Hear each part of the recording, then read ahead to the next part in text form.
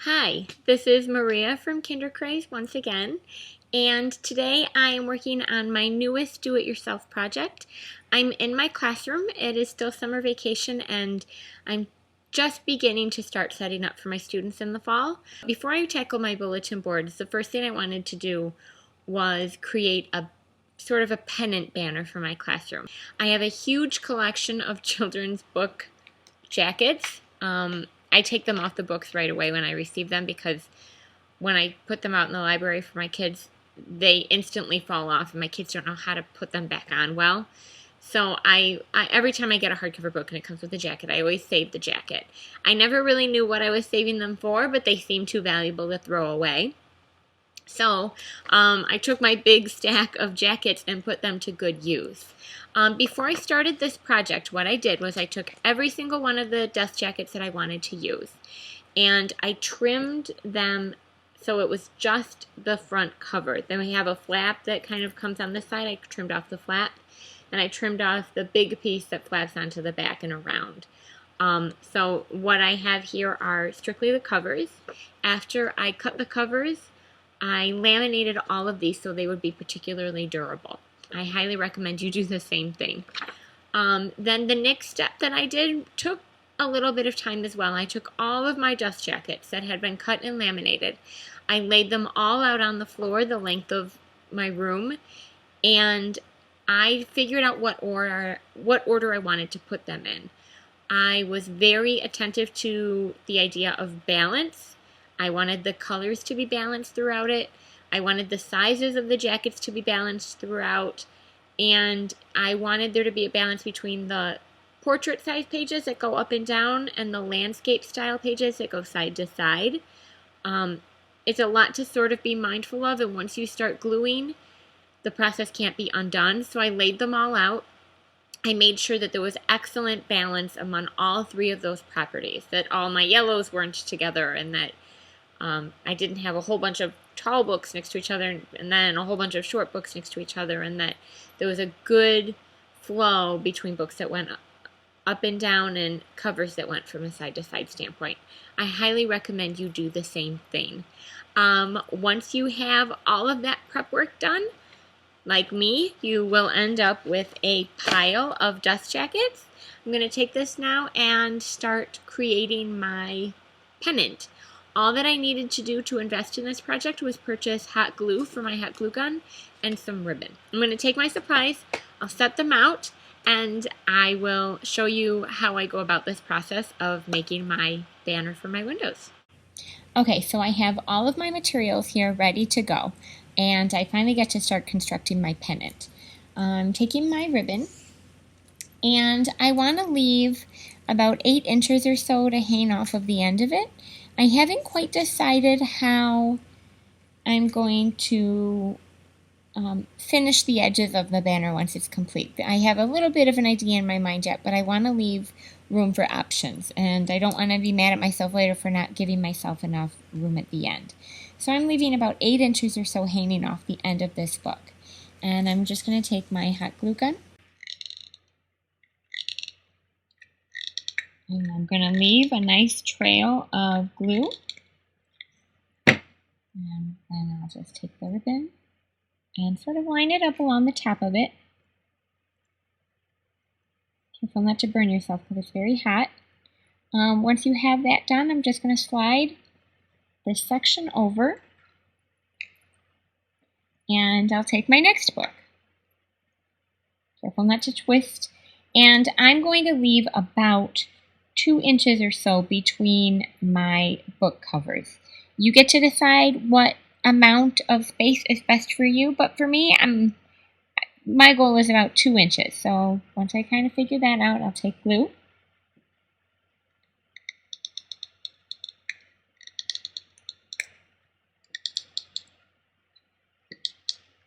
And I'll coat it nicely.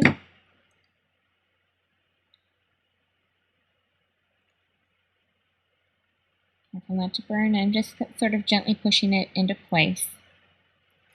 And I'll slide this over, and now I'm ready for my next book.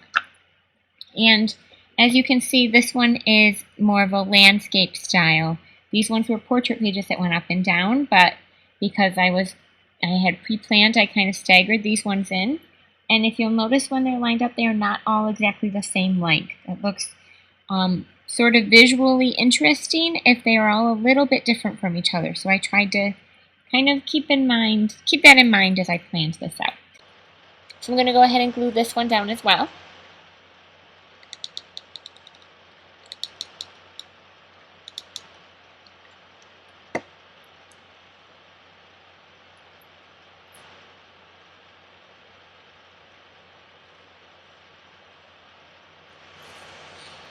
Now, this next one is a little bit interesting, and you might discover this problem with your own books as well. If I were to take the ribbon and line it up exactly on the top edge, it ends up cutting off part of the title, and you can't really read it anymore. I don't like how that happens. I still want to be able to read it. So if this happens to you with any of your books, there's a really easy fix for it. I have all sorts of random laminated things in my classroom. I just found something laying around that was laminated in white that I don't have a use for anymore. And I just cut a strip of it off. That's the same length as the book cover. I'm going to laminate this onto the back of the book cover so that these become one piece. Then I'm going to put the hot glue on the top of this strip. So really quickly I'll take the glue.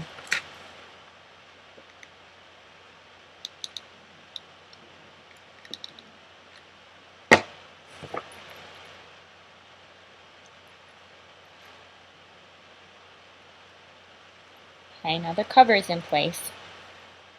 And I'll just go ahead and glue this top panel here.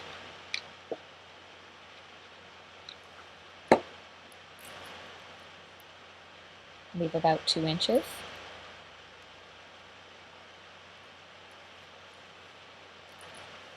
I'm going to keep on going and continue this, and I will see you in a few minutes once I get all of my book covers glued down.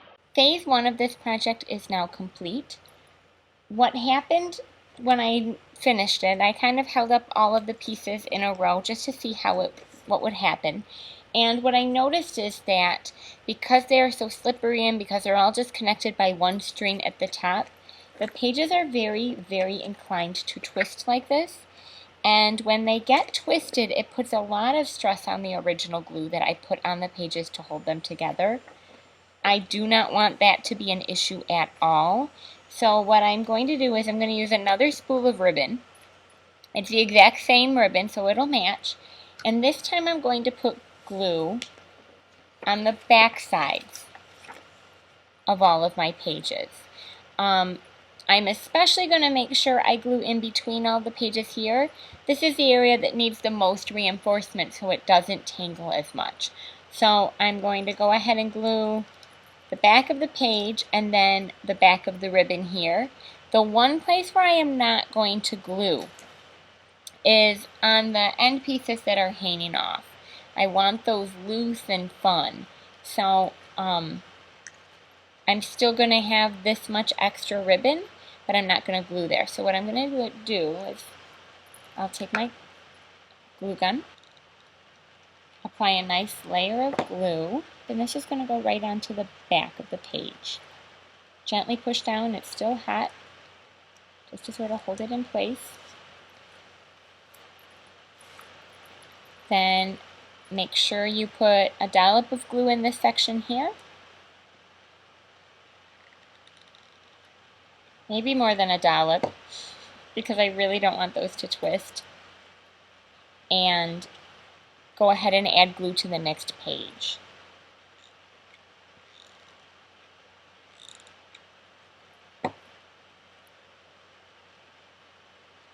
Hello again.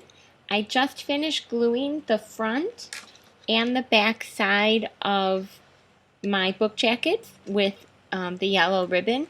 I hot glued it and I left the ends free. The jacket itself has hot glue on the front and back, and I glued the front and back pieces of the ribbon together too. And it's a lot stiffer, it has a lot more body, and it seems like it's going to be much less likely to twist and turn on itself to cause tangles. So I'm almost done. I just have a few little pieces of flair that I want to add to it. One thing that I want to do is I have all these fun, cute little ribbons. I want to put two ribbons together at the same time.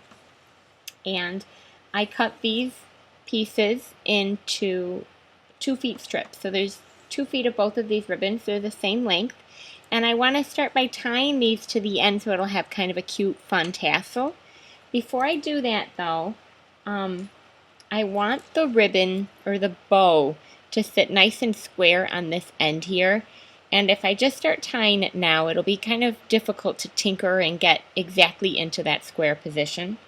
So I have a very narrow yellow ribbon I want to use first. Plus the extra ties from this will just kind of give the whole thing a little bit more pop. I'm taking my yellow ribbon and I've got my 2 feet of this.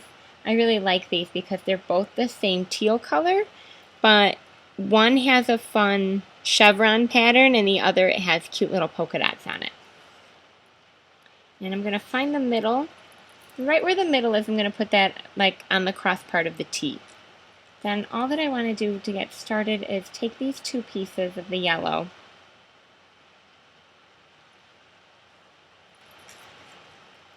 and I'm just going to tie these into a knot.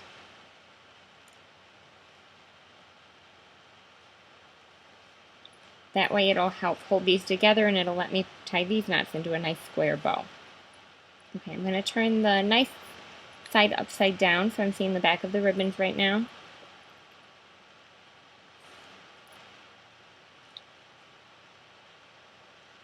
And I'm going to go ahead and tie them into a bow.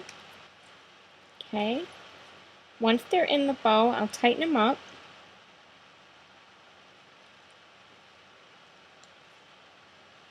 And I'll get them exactly the way I want.